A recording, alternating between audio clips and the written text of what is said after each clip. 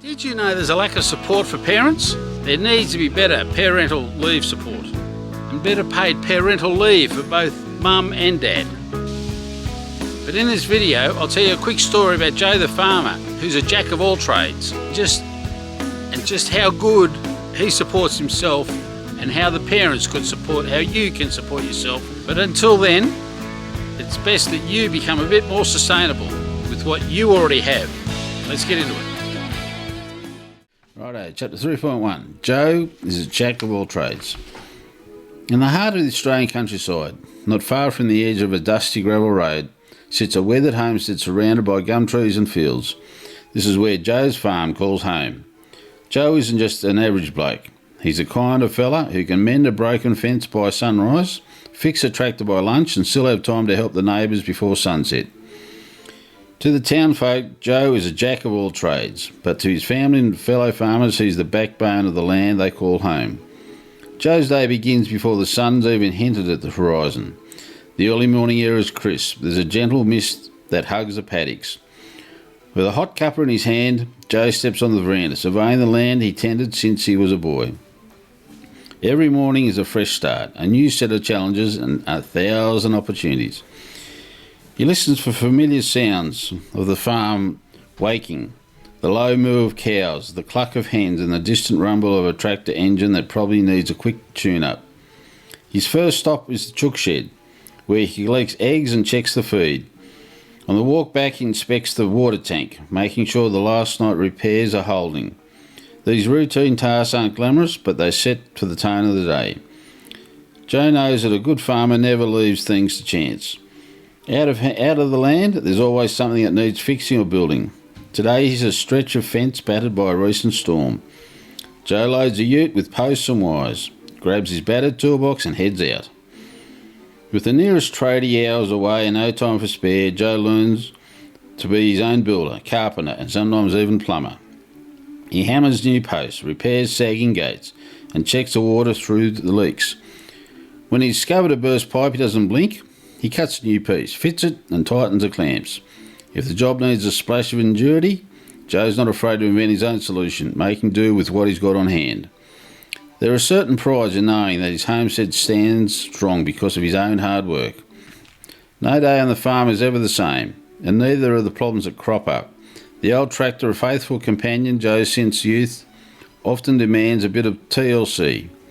With a splutter to the halt in the middle of the paddock, Joe rolls up his sleeves, grabs his spanner and gets to work. He's no stranger to grease stains or skin knuckles. Joe checks the engine, tinkers with the fuel lines and inspects the spark plugs.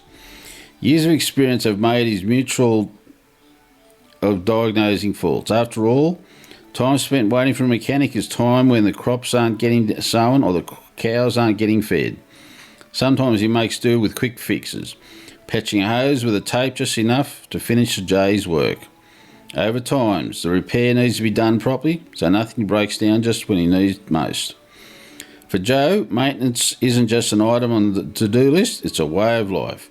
Every piece of equipment, every gate hinge, every water pump gets regular once over. He's learnt that catching a problem early can save weeks of headache down the track. He oils the hinges of the shearing shed door, checks the tyres on the quad bike and sharpens the mower blades. His methodology approach means fewer nasty surprises and more time spent getting things done. It's a sort of vigilance that only comes with years of hands-on experience. A quiet confidence that nothing will fail through the cracks on his watch.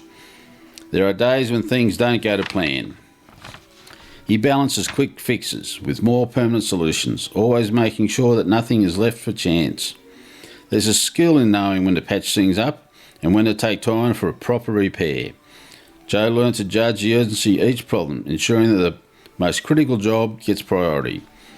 This balance keeps the farm productive and safe, without letting small issues grow into bigger headaches. Joe isn't one to settle for good enough. Whenever he fixes something, he looks a way to make it better. Joe takes pride with his little improvements, knowing that each one is marked with his ingenuity.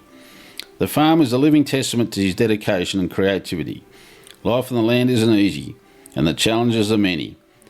There are days when the rain won't come, or when the equipment fails at the worst possible time. but Joe's determination never wavers. When faced with challenges, he meets it head-on, drawing on the skills, experience and a fair bit of Aussie grit. Neighbours know they can rely on Joe too. If someone's ute won't start or the lamb got missing in the bush, Joe's the first on to offer a hand. His resourcefulness is legendary. His willingness to help out is a cornerstone of the local community. In a world that always changes, Joe's steady presence is a source of comfort and inspiration. At sunset, Joe sits on the veranda with his family, watching the sky turn gold and crimson. The day's work is never truly done, but for now he's content. The fence is standing, the machinery is humming, and the stock is safe. He fixed, built, and invented his way through another day, just to get the job done. So that's how Joe gets all his jobs done on his place. So now we're on to some farm facts.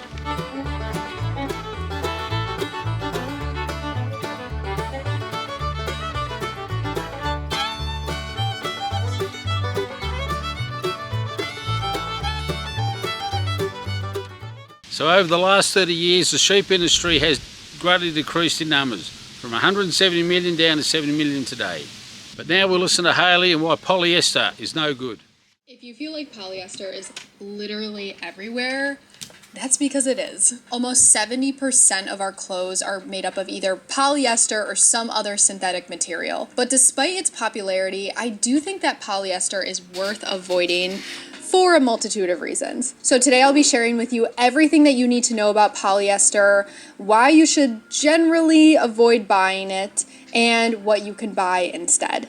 If you want to see more content on sustainable fashion and how to be a more mindful consumer, make sure you hit that subscribe button and give this video a thumbs up.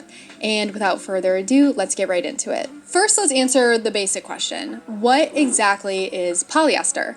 Polyester is a synthetic fabric that was developed in the 1940s, and it is plastic. It is a plastic material. It's created from a mix of chemicals, which I'm not even going to attempt to pronounce, that when are processed create plastic fibers. And this makes polyester the third most commonly used plastic in the entire world. Now, in today's fashion landscape, polyester is dominating, especially when it comes to fast fashion and ultra fast fashion brands, because it is cheap to produce. Remember that money is the motive when it comes to these fast fashion giants. They are either trying to spend as little money as possible and earn as much money as possible. This video is going to be focusing on polyester because it does make up about 80% of our synthetic fabric use. But I do want to mention that a lot of what I'm going to be sharing in this video does apply to other synthetic fabrics as well. Think acrylic, think nylon. I do think it's important to note that polyester is not a one-size-fits-all material, which is why it is so loved within the fashion industry, especially from corporations that are manufacturing using this material. You can find a polyester t-shirt, you could find a polyester raincoat, and these things are obviously going to feel different, look different, and perform different. So with that, let's get into the pros and cons of polyester. Polyester does have a handful of pros, which is why it's so popular. It is generally a low maintenance fabric. It's, for the most part, wrinkle resistant. You can throw it in the dryer, which is not the case for other materials that I'm going to be talking about in a little bit. It's also quite durable. But I would like to say that I think durability does depend on the construction of the fabric as well. Like if you buy a 100% polyester item from Shein and you buy a 100% polyester item from like Everlane, I do think there will be a difference in quality. So I just want to throw that out there when it comes to durability. But the biggest pro of polyester, and honestly the biggest selling point when it comes to both fast fashion brands and consumers, is the cost. It is a very cheap product to make, and therefore it's a very cheap product to sell. Now, moving into the cons, I think that they heavily outweigh the pros, especially from an environmental standpoint. Polyester is one of the least biodegradable materials out there. It can take up to 200 years to biodegrade, and because it's partially made from petroleum, it obviously has links to the oil industry, which is one of the biggest polluters of our earth, period. With all the chemicals that are being used to make polyester, it can also pollute water sources, which is often happening in communities where clean water isn't always easily accessible. One of the biggest things that is a direct cause of our actions as consumers is when we wash synthetic materials, especially polyester, they are shedding microplastics. Synthetic materials contribute to an estimated 35% of microplastics that wind up in our oceans. The production process also requires a lot of energy and a lot of toxic chemicals as well, especially during the dyeing process. Polyester needs a specific type of dye in order for color to attach to the fibers, and this dye can cause harmful effects to workers who are around it 24/7. These cons are just scratching the surface. Like, there's so much more detail that goes into each one of these points that really causes harm to both the planet and its people. But I just wanted to give you guys a general overview of why polyester is really not that great. Thanks, Hayley. I agree with you. Polyester is no good. You've got to buy wool. And the key takeaway is, when support from others is lacking, it's up to you to get the job done. So it doesn't matter how popular polyester is or how unpopular wool is, we need to revitalise the wool industry in Australia. Any chance you could buy a piece of wool, please? And remember, life's short. Find your joy. Always remember it, so you always enjoy. Thank you.